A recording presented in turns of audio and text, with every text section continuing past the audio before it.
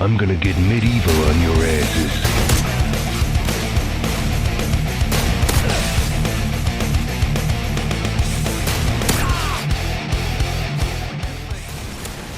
How's it going, everyone? Chris here with the next episode of my Call of Duty Arsenal Weapon Guide series, where we take a look at the popular and favourite weapons from Call of Duty 4, Modern Warfare 2 and Black Ops. Today we're going all Sandy Ravage and looking at the SPAS-12 in Modern Warfare 2. Definitely one of the favourite weapons from the Modern Warfare 2 game, and definitely one of the best shotguns from the shotgun category. So the SPAS-12 is a 12 gauge shotgun, also known as the Sporting Purpose Automatic Shotgun, manufactured by Franchi in Italy. It's definitely one of the first shotguns that springs to mind if you think of any sort of shotgun. The SPAS-12 is always one of those that springs to mind. It's used in various movies, and we see it quite a lot in video games. And despite its name being Sporting Purpose, it's actually been banned from the United States simply because of a lack of sporting purpose. I mean, it does look pretty badass with that pistol grip, and it does look pretty much identical to any of the other type of combat shotguns. So if you're equipping this thing to go hunting deers, it's a little bit overkill in a way. So lack of sporting purpose unless you're hunting out velociraptors in Jurassic Park. So let's take a look at the stats and figures for the SPAS-12 in Modern Warfare 2. First up, the damage figures. The SPAS-12 has a damage rating of 40-20, which is pretty high. That's looking at submachine gun stats. The shotguns in game are an 8 buckshot, which means they emit 8 pellets from each pull of the trigger. With the damage of the SPAS-12 being 40 up close, it means you only have to get 3 of the 8 pellets to hit your target in order to get a one-shot kill. It's also worth noting that the SPAS-12 is the shotgun with the highest range out of all the shotguns in Modern Warfare 2.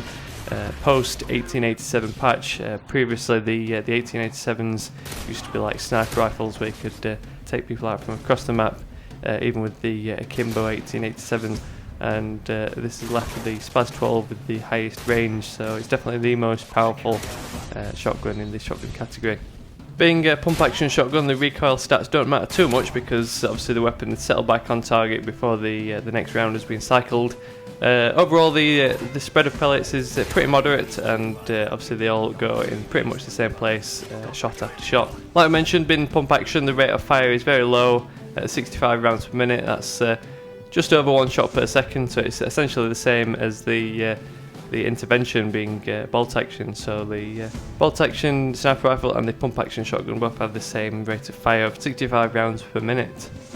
Reload time is pretty average, 2 seconds for the first shell and 0.7 seconds for each subsequent shell, and we've got a capacity of 8 rounds, which increases to 16 rounds with extended mags. So all in all, that reload time of 2 seconds plus 0.7 seconds for each subsequent shell, you're looking at even up to half a minute to replenish a full 16 shells into the SPAS-12. So the SPAS-12 definitely the favourite shotgun for most people from Modern Warfare 2. It's not only does it look pretty badass, it's also performs pretty well too with that long range and high damage. It's great to go into Sandy Ravage mode and just kind of run around like a madman, taking people out in the enemy spawn, blitzing one person after another with that kind of rhythm that you get with the pump action shotguns. A good feature of the SPAS-12 is it has pretty good iron sight, so you can kind of tighten that spread up when you aim down sights, just get that more chance of a one-shot kill at longer range. Like I mentioned with the rhythm, you can kind of get into a flow with the SPAS-12 and kind of get a feel for when you can take the next shot. There's a big difference between the SPAS-12 in Modern Warfare 2 and the one we have in Black Ops. The real life version is available in both modes, both in pump action and in semi-automatic modes. Obviously we get the pump action version in Modern Warfare 2 and the semi-automatic one in Black Ops.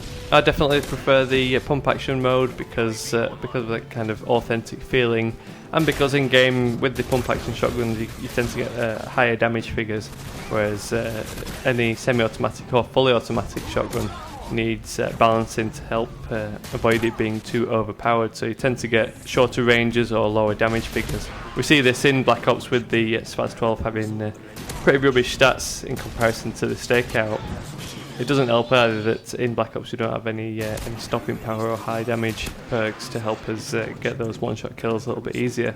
I think the Black Ops version does look pretty cool with that stock folded up but it doesn't really help with the iron sights. You can't really see much when you aim down sights with the Black Ops version, so it's a case of spraying from the hip all the time, whereas the stakeout you've got that nice little pin to aim through. We can see the SPAS-12 in the footage for Modern Warfare 3 as a little pickup icon, so that's about all we know about it in the next game. We know it's going to be in there, but we don't know what it's going to perform like. Hopefully they'll keep it as a pump action shotgun, unless they include something like a Mossberg 500 combat shotgun, which would be pretty good. If they have that as a pump action shotgun and keep the SPAS-12 as semi-automatic, I'd be perfectly fine by that. But definitely want some kind of high power pump action shotgun in Modern Warfare 3, and at least we've got the SPAS-12 returning. So let's move on and take a look at recommended perks for using your SPAS-12.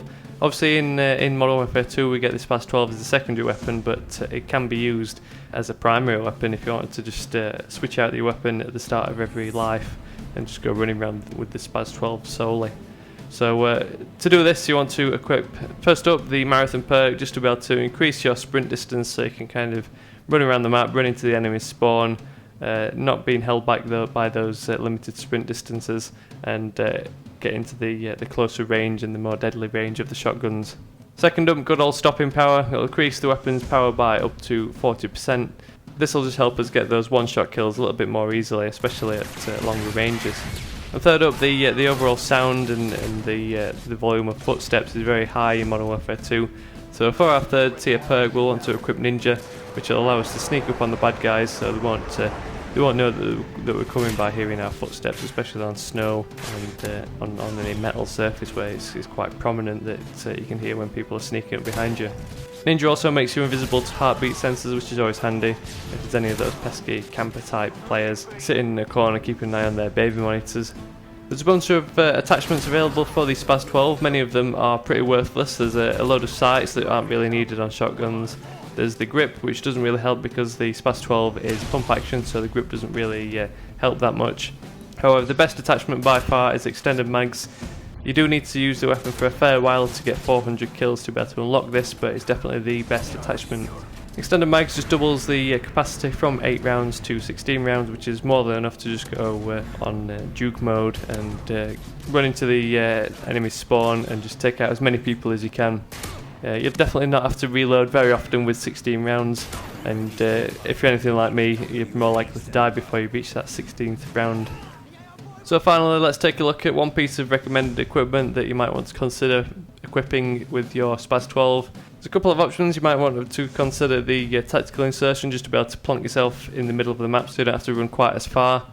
You might want to equip the throwing knife just to make your class a little bit more fun, so you can kind of try and take out those longer range shots with the throwing knife, which always make for satisfying kills. But the one we've gone for here is just to complete our Sandy Ravage class. Obviously we've chosen those perks just kind of mimic what good old Sandy Ravage uses, and one of the pieces of equipment that he uses is the Semtex grenade. Obviously the Semtex being a sticky grenade with a short fuse. In Modern Warfare 2 it's more powerful than the frag grenade, unlike in Black Ops where the frags are more powerful than the Semtexes. And overall the Semtex is just useful for trying to take out guys who are quite far away. Obviously the shotgun only has quite a short range, so if you see someone sat in a window quite a way away, you can toss out a Semtex grenade and try and stick it to them, which always makes for quite cool kill cams. So that's the SPAS-12 in Modern Warfare 2, definitely one of the most fun weapons to use. All you need to do is just stick on some heavy metal music and go running around screaming Duke Nukem quotes, just like in all our favourite Sandy Ravage videos. Like I mentioned, we can look forward to seeing it back in Modern Warfare 3, but we'll all have to wait to see how it will perform, whether it's going to be pump action, semi-automatic, or whether it's going to have the stock folded up or down. Who knows, we'll just have to wait and see. So thanks for watching. Drop me a thumbs up on this episode if you're a fan of the SPAS-12, just to help it get a bit more of a widespread exposure and help share the information with others. Subscribe to stick around for more of these weapon guides. We'll be covering the favourite weapons from Call of Duty 4, Modern Warfare 2 and Black Ops. Thanks again for watching, and I'll catch you all later.